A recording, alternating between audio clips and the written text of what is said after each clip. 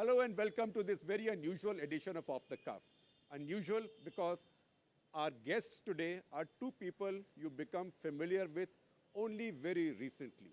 But these are very important people for us in India. And to tell you what, they are not exactly Indian. They are Americans. They are the people who know more about the Trump administration and Donald Trump's way of thinking and approach to India than almost any other Indian does. We have Mr. Shalabh Kumar, who is the chairman of Indian American Council of Donald Trump, but also a member of the Trump transition team, member for finance, and we have his daughter Manasvi. Manasvi is the ambassador, India ambassador for Republican Hindu Convention. But as I said, she's somebody we are more familiar with because she was our 2010 Miss India. So Manasvi, Shalabh Kumarji, thank you very much. And I am today joined by Mahrukh and Inayet, my colleague, who will be helping us conduct this conversation. Thank you for having us here. Thank you. And tell us a little bit about you and President Trump. When did you first meet, and how did this great equation come about? Well, that goes quite some time ago. I've known him for a while, but my first interaction with him was in 2012 presidential election, where he played a significant role as a supporter. I was, of course, supporting Mitt Romney, and I happened to meet him, drew a little friendship from there, and it's continued on from that point on. What was your first meeting like? Well, the first real meeting, that was a long meeting. That was on July 9th of 2016. That was set up by former Speaker, father of the modern Republican Party, that's Newt Gingrich. And unlike some other or most Indian Americans, we are focused on policy. So Newt Gingrich had set up this meeting, and we had not decided which presidential candidate to endorse or support at that time. So he had asked that go have a meeting, and there is no time limit. Don't come back unless you have all your questions answered. And so we had a long discussion on every policy issue, where he stands on everything. And when we found, or I determined that he is the closest that matches the 4 core principles of Republican Hindu Coalition, that is free enterprise, fiscal discipline, firm family values, and firm stand on foreign policy. And we saw that it matches, and he's very open. He's like a businessman. It's not like a politician that you don't get straight answers to questions. You know, every question I asked of him, it was a very clear answer. So, you know, it wasn't, you have to second guess. What's the first question he asked you about India? He did not really have to ask me a lot of questions about India. Initially, what he wanted to know was that, you know, we have met before, as to what exactly you have in mind, what your role is, and we are discussing more Indian Americans, and particularly as it was represented to him that I am chairman of the Republican Hindu Coalition, so he wanted to know about Hindus, and in fact, we discussed about Hindus a fair amount. You know, that was our discussion, and India, he had some comments that, you know, he's always very proud of this city itself, because he has investments here in Mumbai. A couple of landmarks here, yes. So he's always talking about that, and he says, I know Mumbai, great people. He'll say great people, and Indians. He just generally said, India is a very nice country. I like investments in India. So that was his general comment about it.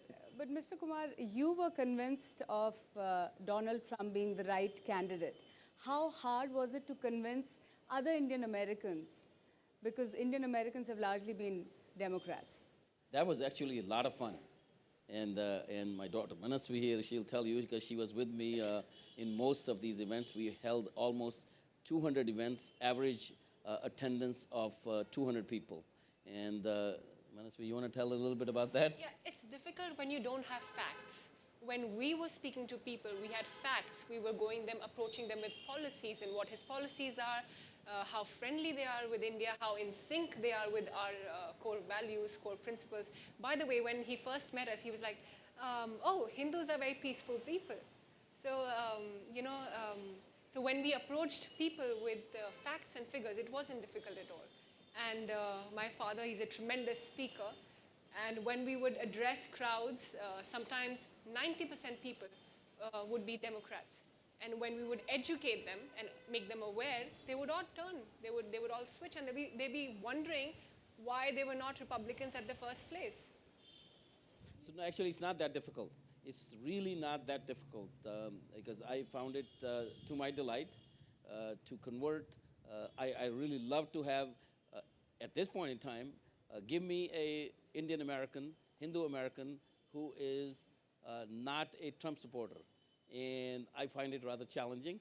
So let me see over there if within 2 hours I cannot convert him to a... But sir, why only Hindu Americans? What about other non-Hindu Americans? Sure. Are they Trump supporters? I knew this was Of course, because we are Republican it Hindu should come, Coalition.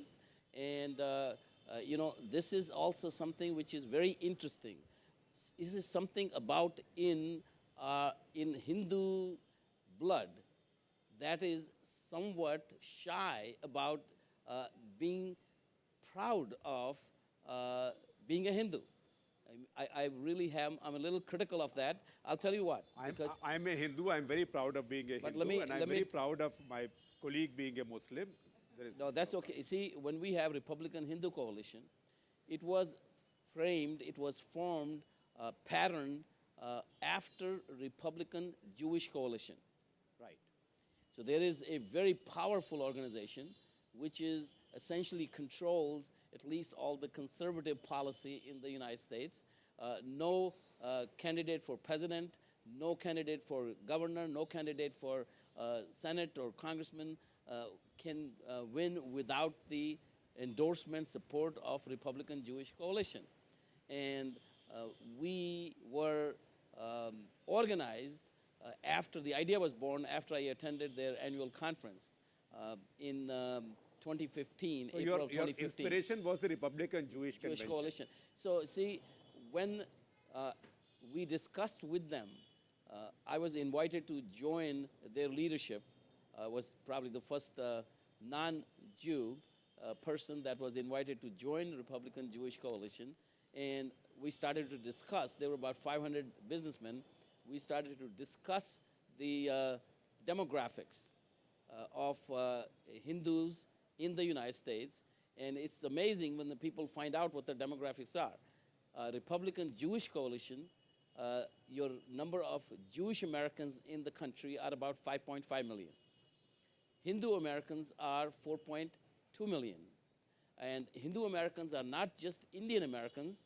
There are lots of Hindu Americans that are not Indian Americans.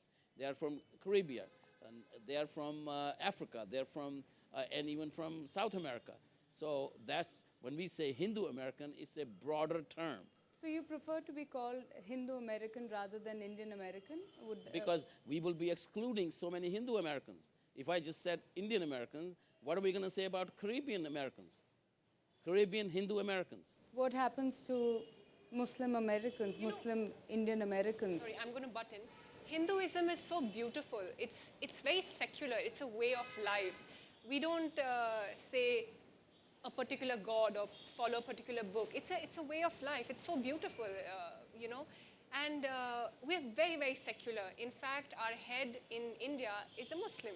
So we're extremely secular. We're extremely inclusive. You know, So you're not excluding anybody. we're not excluding anybody. We have people from all religions in Republican Hindu coalition. It's just Hindu is a very broad category. That's why we choose to. Our co-chairman, Speaker Newt Gingrich, is a Christian.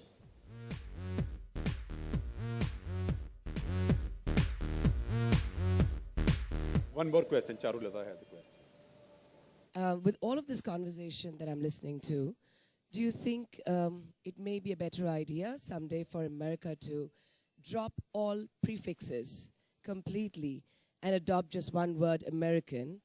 And do you think that might help a party, be it Republican or Democrats, but do you think it might help in the long run?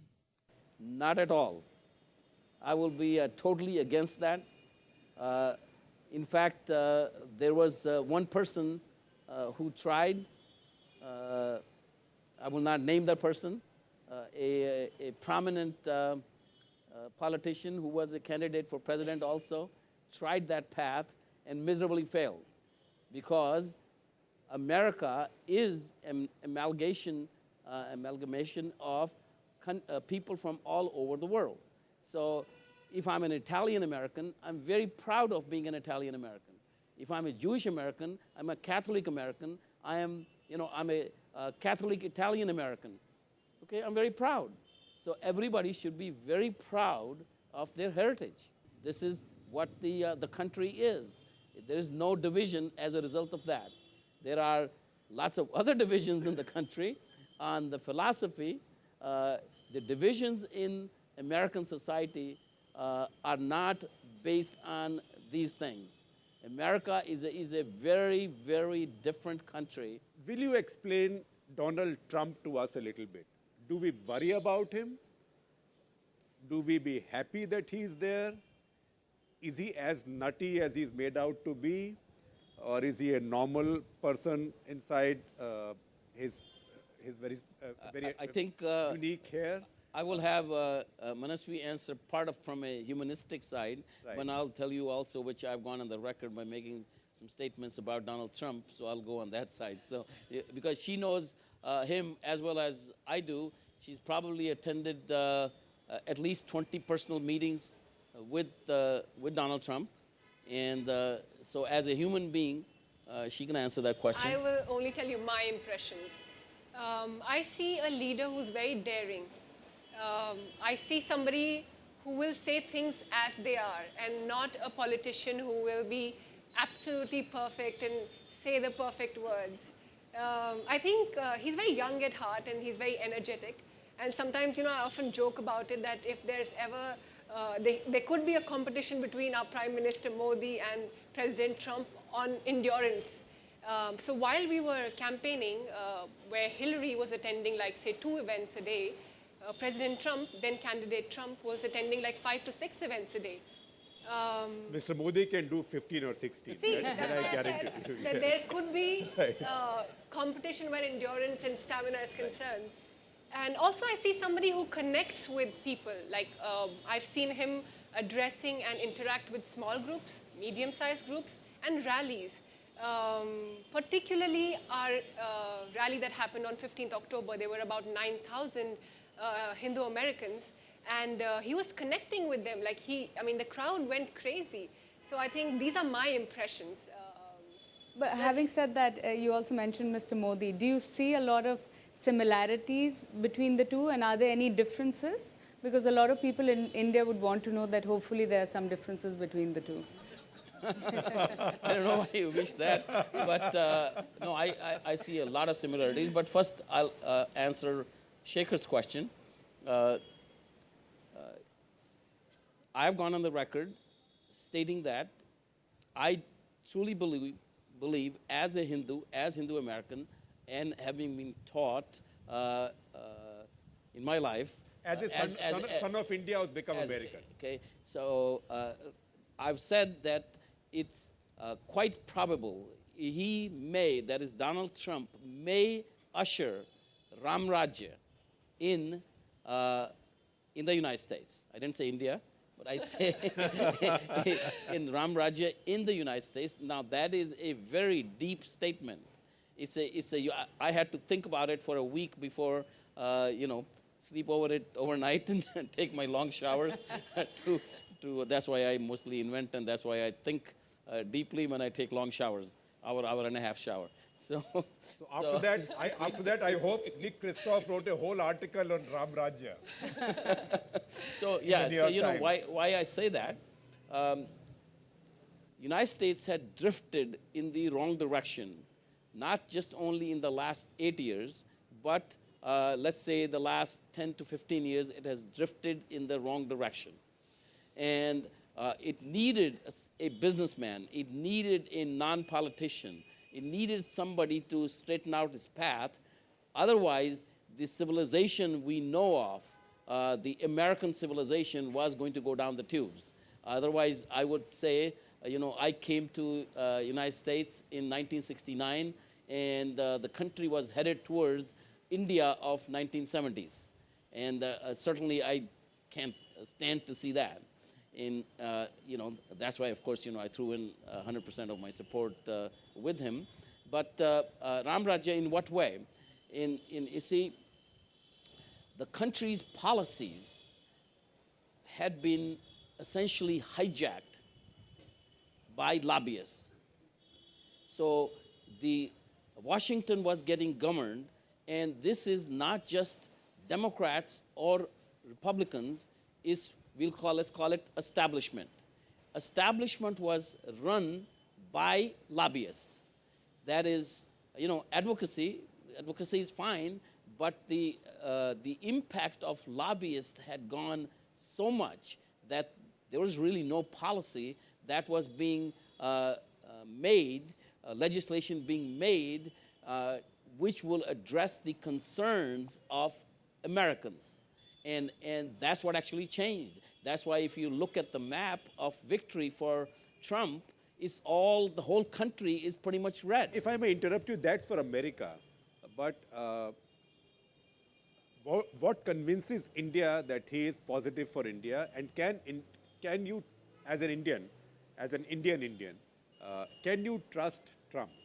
Absolutely. See, first of all, what you see is a couple of recommendations I'll make to people, and I'll say that to Indian government as well. He had a 12-minute speech on October 15th. It was the first time he's talking about any other country, when he addressed the October 15th rally of Hindu Americans there. Read that speech and read every single word. Otherwise, you try to speculate. What would he say? What would he do? Read that speech and you will know what he will do. Because he is true to every word he has given in any other campaign speeches. His first executive orders, first actions in the first 30 days are 100% totally consistent with what he campaigned on. When I say lobbyists and what the feelings are of American people, most politicians, establishment politicians, what they do is they will talk in the campaigns on terms that will please Americans. Then when they go to Washington, D.C., they change. And here is a fresh blood that has come into the country that is same on a campaign and same in execution. Now, coming to India. So here's, notice a few things very carefully, okay? And I must say, we had a significant role to play in framing his speech, the 12-minute speech. It was reviewed. His key policy advisor, that's Stephen Miller, also on immigration policy, Senator Jeff Sessions, he was there. And so his whole team was there. Stephen Mnuchin was there. So the speech, every single word of that was reviewed and then finally approved, and that's the speech he gave. He only deviated from that a little bit, but I'll tell you that too. But here's what he said. We love Hindus. We love India. As when I go to the White House, Indian Americans will have, Indian Americans and India will have a best friend in the White House. He praised Modi. He says, as a great prime minister, who has attempted to, or something like that, he said, he has reduced bureaucracy in the country, moving in the right direction. And so, and also he addressed the issue of Mumbai terror. He addressed the issue of cross-border terrorism. So he addressed all those issues, and again, you look at his actions and his campaign speeches. They're totally consistent.